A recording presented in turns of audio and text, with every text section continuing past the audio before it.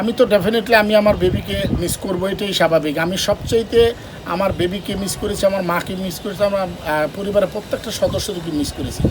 বেশি মিস করেছি যে আমাকে যেভাবে জেলায় ঢোকানো হলো, সেটা যখন আমার বেবি দেখবে, আমি নিজে মনুষ্যত্ব বোধের সাথে কিন্তু আমি লড়াই করতে পারবো যে আমি কিছু করিনি, আমি নির্দোষ, আমাকে অন্যায়ভাবে ওখানে ঢুকানো হয়েছে, আমাকে যে কোনোভাবে, এটা সারা বাংলাদেশের মানুষ জানে, এটা আমি মুগ্ধা বলতে চাই না, সেই জায়গাটা মানি। কিন্তু আমাকে যেভাবে ঢুকানো হয়েছে, যে মপ করে বা অন্যায় করে, সেটা কিন্তু আমার বিবি দেখলে তার মাথাটা কিন্তু আওলায় যাওয়াটাই স্বাভাবিক। তবে আমি বারবার শুধু এই চিন্তাটা আমাকে দিয়েছে যে আমি কীভাবে আমার বেবির সামনে দাঁড়াবো, এবং সে যখন জিজ্ঞাসা করবে। বাট আমার বেবি যথেষ্ট পরিমাণে সচেতন, সে যেহেতু 12 বছর ওভার ক্রস করেছে, সো সে জানে যে আমার বাবা দিন শেষে যে ধরনের অপরাধী হিসাবে আমাকে ওখানে ঢুকানো হয়েছে, বাবা এগুলো নয়।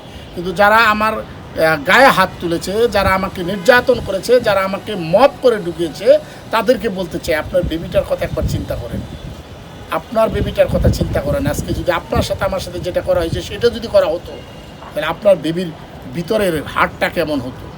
আমি এইটা ভেবে আমি তাদেরকে অনুরোধ করব, একটি সিদ্দিকুর রহমানকে করেছেন, সিদ্দিকুর রহমানের হার্টের জায়গা থেকে মেনে নিবি, অন্য কারোর সাথে যাতে না করেন। আমি কিন্তু নামাজে গিয়ে, সিজদায় গিয়ে যারা আমার সাথে এরকম মপ করেছে, অন্যায় করেছে, আমি তাদের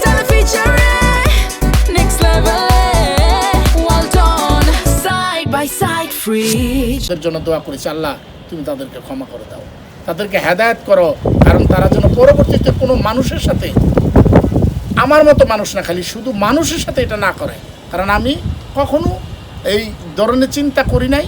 আল্লাহ আমাকে যেন না করায়, এবং আল্লাহ তুমি তাদেরকে ক্ষমা করে দাও, আমাকে আমার সেই জায়গাটা তুমি ফিরিয়ে দাও, যে আমি যেন সারা জীবন তাদের জন্য দোয়া করতে পারি। সেই জায়গায় তাদের জন্য দোয়া করেছি এবং তাদেরকে ক্ষমা করে দিয়েছি। বের হওয়ার পরে কার সঙ্গে দেখা হলো, কার সঙ্গে কথা হলো? আমি ওখানে অদ্ভুত বিষয়, আমি যেদিন বের হব, সাপ্তাহিক একটা ফোন থাকে।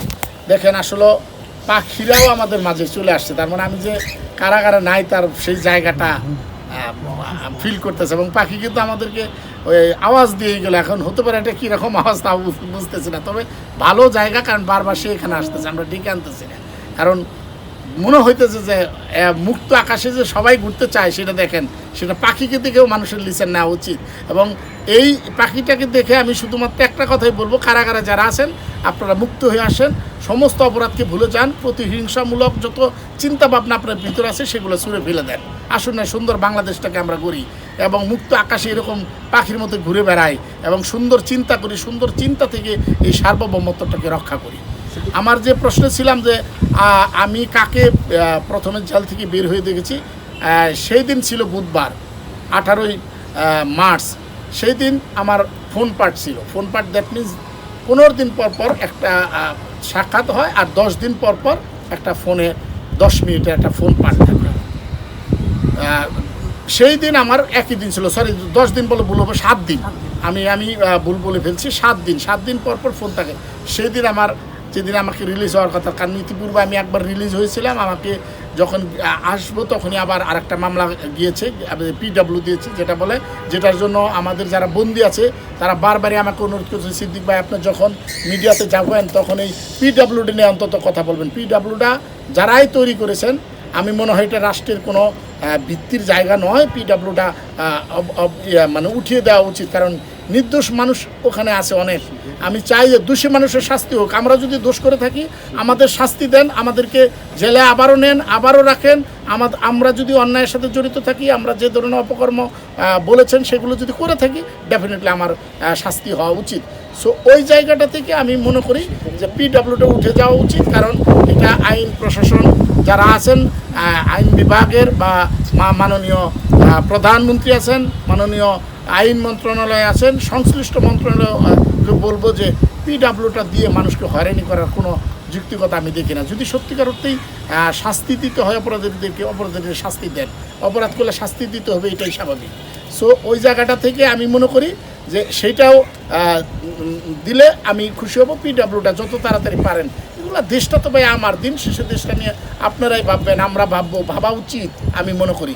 সো এই জায়গাটা থেকে আমি সেই দিন বুধবার ছিল, আমি আসবো, আমার একটা ভয় কাজ করতেছিল যে আমার বোধহয় পিডব্লিউ আবার আসে কি না, জানি না কী হবে।